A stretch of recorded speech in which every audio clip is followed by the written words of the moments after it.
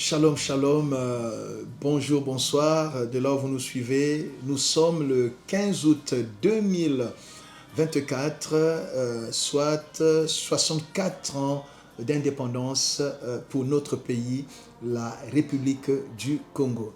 Ce beau pays que Dieu nous a donné, cette belle nation que nous constituons. Et j'aimerais, au-delà des festivités donc du 15 août et de toutes ces célébrations, lire quelques paroles de Dieu, quelques portions de Saintes Écritures que le Seigneur m'inspire pour notre pays. Vous savez, il est écrit dans Psaume 33, verset 12, « Heureuse la nation dont l'Éternel est le Dieu, heureux le peuple qu'il choisit pour son héritage. » Ce pays, bien-aimé, a été remis entre les mains de Dieu. L'autorité, le roi a remis notre pays entre les mains du Seigneur et nous considérons, nous proclamons cela, que le Dieu, l'Éternel, le Dieu d'Israël, l'Éternel des armées, notre Seigneur est le Dieu du Congo. Et le peuple congolais est le peuple que Dieu a choisi pour être son héritage. Nous sommes l'héritage du Dieu vivant. Et le Congo est notre part, notre portion dans le monde. Dit qu'il est, il est donc de notre devoir en tant que serviteur de Dieu, en tant qu'enfant de Dieu, de prier pour notre nation, car, comme le dit la parole de Dieu, notre bonheur en dépend. Que dit la parole de Dieu? Néanmoins, qu'est-ce que l'Esprit m'inspire comme passage biblique à l'occasion de notre 64e anniversaire d'indépendance, l'indépendance de notre pays. Et Psaume 65 à partir du verset 10. Écoutez ce que la parole dit. Tu visites la terre et tu lui donnes l'abondance. Tu la combles de richesses. Voyez-vous, donc notre Dieu, il visite cette année notre pays et il comble notre pays de richesses. Il donne à notre pays l'abondance. La Bible dit, le ruisseau de Dieu est plein d'eau. Tu prépares le blé quand tu la fertilises ainsi. Voyez-vous, en arrosant ses sillons, en aplanissant ses mottes, et tu la détrempes par tes pluies, tu bénis son germe. Tu couronnes l'année de tes biens et tes pas versent l'abondance. Le Seigneur couronne l'année à l'occasion de cet anniversaire de notre pays.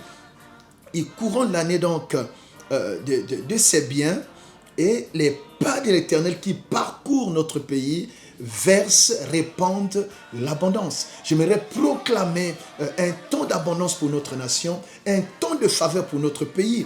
Au nom puissant de Jésus, notre Dieu, il fertilise notre nation pour nous donner, bien aimé, l'abondance, la fécondité, la multiplication, afin que nous sortions de ces temps de crise. Les pas du Seigneur parcourent notre pays pour verser et répandre l'abondance. Gloire à Dieu. Le Seigneur dit encore dans Ésaïe 32, verset 15, il dit ceci. Jusqu'à ce que l'Esprit soit répandu d'en haut sur nous et que le désert se change en verger. Alléluia. Notre Dieu est capable de changer le désert en verger. C'est-à-dire de mettre fin, bien aimé, à la crise. Le désert symbolise la crise, la précarité, la pauvreté, où rien ne pousse. Mais notre Dieu, par sa puissance, il change le désert en verger. Qu'il en soit ainsi pour notre nation. Et la parole continue. Et que le verger soit considéré comme une forêt. Non seulement il change le désert en verger, et le verger devient une forêt. Cela démontre combien Dieu, dans son amour, il peut changer la situation, il peut changer la donne pour que notre pays entre dans des temps d'abondance et des temps de faveur. Alléluia. Pour terminer, nous voyons ce que le Seigneur dit dans Ésaïe 60 à partir du verset 18. On n'entendra plus parler de violence dans ton pays. Ce sont des passages que l'Esprit du Seigneur m'a inspirés pour notre pays. On n'entendra plus parler de violence dans notre pays, ce Congo, ni de ravages et de ruines dans ton territoire. Oui, Congo, je proclame cette parole d'Ésaïe 60, verset 18. On n'entendra plus parler de violence en ton sein, ni de ravages et de ruines dans ton territoire.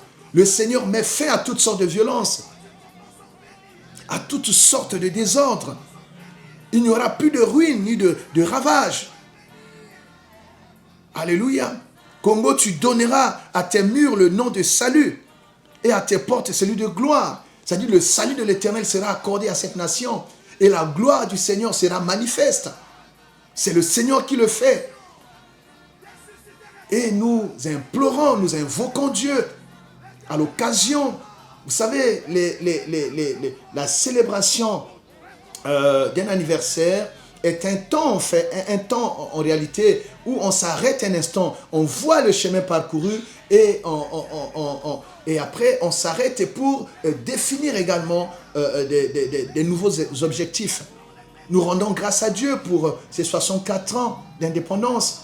Il y a eu des très belles choses, mais il y a aussi certaines de choses où nous devons nous remettre en question afin de corriger le tir. Mais nous proclamons ici la parole de Dieu pour l'avenir. S'il est vrai qu'on ne peut pas changer notre passé, mais avec le Seigneur, nous pouvons écrire, bien aimé, des belles pages pour notre futur, notre avenir. Notre Dieu est un Dieu qui nous donne l'espérance et un avenir. Voilà, donc le salut et la gloire de Dieu seront manifestes dans notre pays. Ce ne sera plus le soleil qui te servira de lumière pendant le jour, ni la lune qui t'éclairera de sa lueur, mais l'Éternel sera ta lumière à toujours. Ton Dieu sera ta gloire. Alléluia. Ton soleil ne se couchera plus et ta lune ne s'obscurcira plus.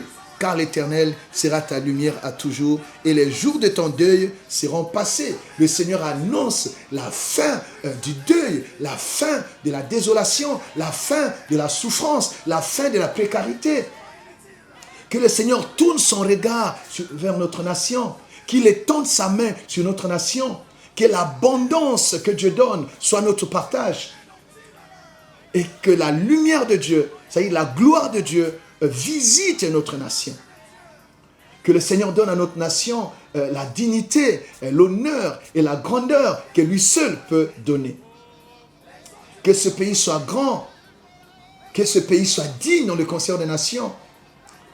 Que le Seigneur étende sa main pour bénir tous les aspects de la vie de notre nation. Que notre économie prospère à tous égards. Que le Seigneur bénisse nos eaux, nos forêts, nos savanes. Que le Seigneur bénisse notre jeunesse. Comme la parole a dit, toutes sortes de violences cessent. Au nom puissant de Jésus, les dirigeants font ce qu'ils peuvent. Mais nous avons aussi besoin d'une dimension de grâce. Que la grâce de Dieu soit sur notre nation afin que tous les efforts qui sont fournis, vous savez, nous faisons beaucoup d'efforts, mais les résultats dépendent aussi de la grâce de Dieu. Et nous implorons la grâce de Dieu sur notre nation et sur ceux qui nous dirigent. Que Dieu bénisse le Congo. Voyez, joyeux anniversaire à notre pays et très bonne fête d'indépendance à tous les Congolais, où que vous soyez, même à ceux de la diaspora. Voilà, portez votre pays dans votre cœur, rendons notre nation fière, travaillons d'arrache-pied, écrivons des belles lettres pour la vie de notre pays. Il est possible, bien aimé, qu'ensemble et par le travail, par,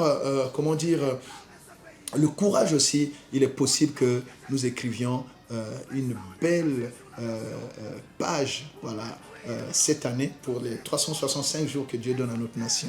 Et soutenons, bien sûr, prions pour notre pays, soutenons nos autorités. Que Dieu vous bénisse. C'était votre frère, votre compatriote, le pasteur Gustave Ambenze de la communauté chrétienne Armée de Victoire, Brazzaville. Que Dieu vous bénisse. Bonne fête de l'indépendance à tous. Congo, tu es béni. Congo, tu es grand. Congo, tu es prospère. Congo, nous t'aimons et nous te portons. Que ce pays prospère à tous égards. Que la paix du Seigneur soit notre partage. La paix qui surpasse toute intelligence.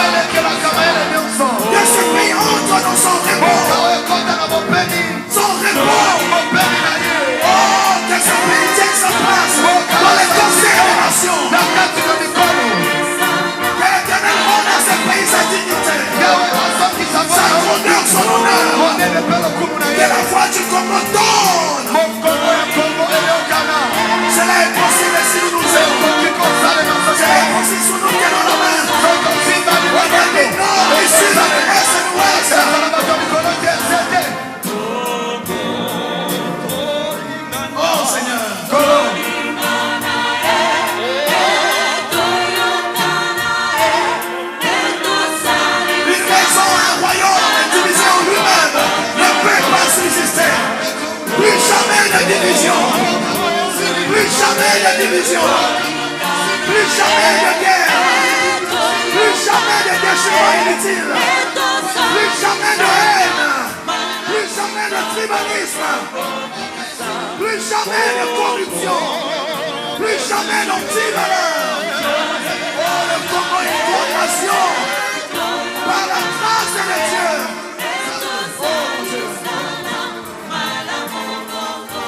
La terre du Congo est bénie. Les eaux du Congo sont bénies. Les forêts du Congo sont bénies. L'atmosphère du Congo est bénie.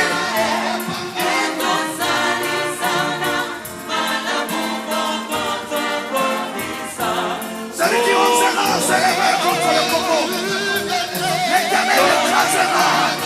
Celui qui aura l'intention de susciter les troubles, de faire couler le sang, l'Éternel l'écrasera. Les justes élèvent leur voix pour recommander le Congo entre les mains du Seigneur. Oh Dieu. Tous les ennemis du Congo, de l'intérieur ou de l'extérieur, les seigneurs les prend, les maîtrisent et les écrasent.